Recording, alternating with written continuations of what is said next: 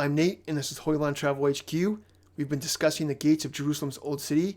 Today, let's look at Lion's Gate.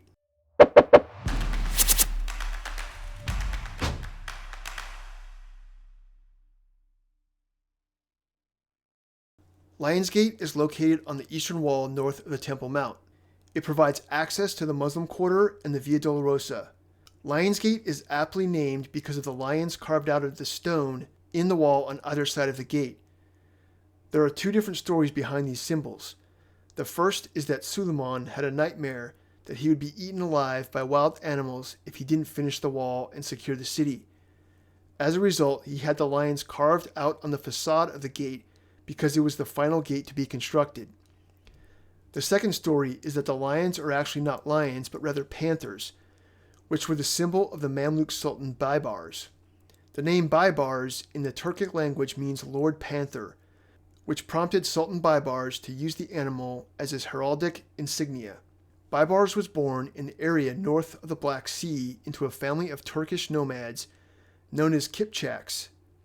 His parents were killed by Mongol invaders, and he was sold into slavery, eventually ending up as a military slave in the Egyptian Ayyubid Sultanate. He eventually rose to power by assassinating his boss, the Sultan of Egypt. He then made deals with the remaining Ayyubid sultans in exchange for recognition as a sultan. His rule ushered in a period of numerous victories over the many crusader armies that entered the region.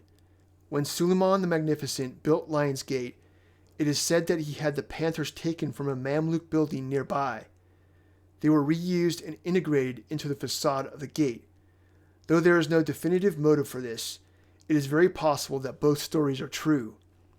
Suleiman was a Turk, an Ottoman Turk, but a Turk nonetheless. Sultan Baybars was a legend for his battlefield prowess, his victories over the Christian crusaders, and his seemingly daunting physical appearance. He was also a Turk.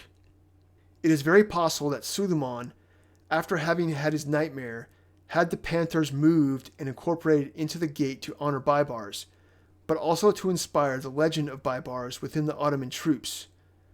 The Lion's Gate that we see today was built in 1538 and 1539 during Suleiman the Magnificent's wall construction project. Suleiman intended for it to be named Bab el Ghor, or the Gate of the Depression, because it faces the Jordan River Valley, but the name never stuck. Today, Muslims and Christian Arabs have two names for the gate.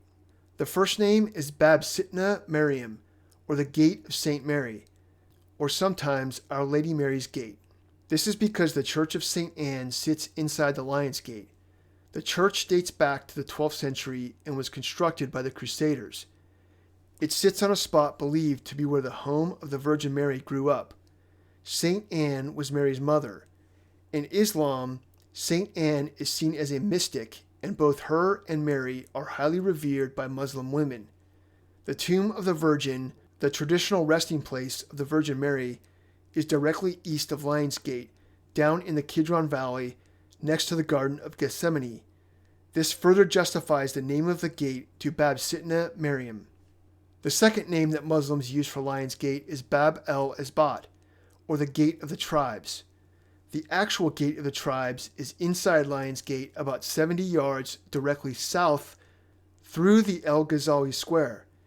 It provides Muslims access to the Temple Mount on the northeast corner. Because of its proximity, Lion's Gate no doubt became a reference point for the Gate of the Tribes, eventually taking on its name as an extension of it.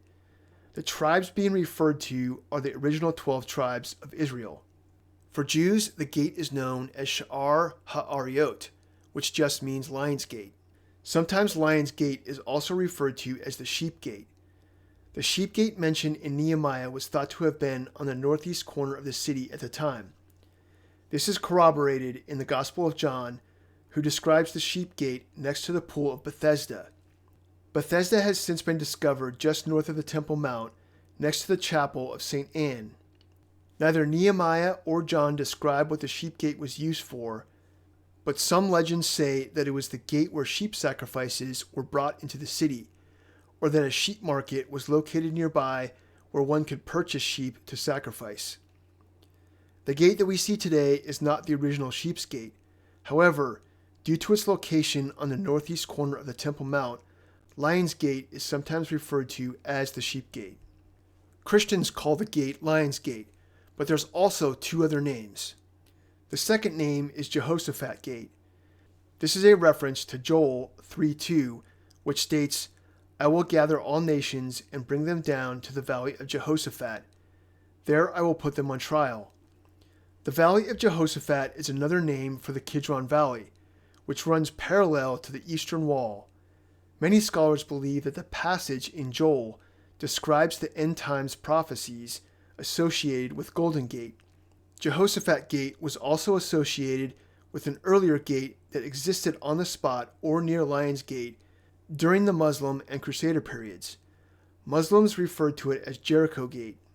The third name that Christians have for Lion's Gate is St. Stephen's Gate. Stephen was one of the 7 elders chosen to oversee the church in Jerusalem. His story is told in Acts 6 and 7. In Acts 7, he is questioned by the Sanhedrin and responds by telling the history of the Israelites. He ends with a condemnation of the Sanhedrin for killing Jesus. Then the Sanhedrin lash out and stone him to death. The passage does not specifically state where Stephen was stoned, besides being outside of the city.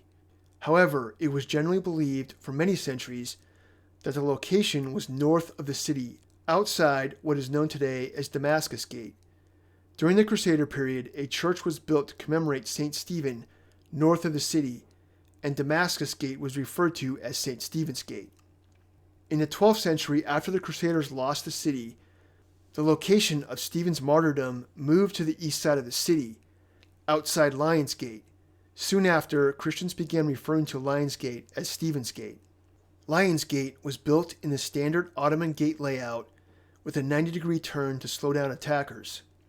Today, the back wall of the gatehouse has been removed and entrance into the old city is straight through the gate. Though I cannot find a date when the back wall of the gate was removed, pictures from the late 1800s AD show the wall in place. A picture from 1917, when the British took custody of the city, shows the gate without the back wall.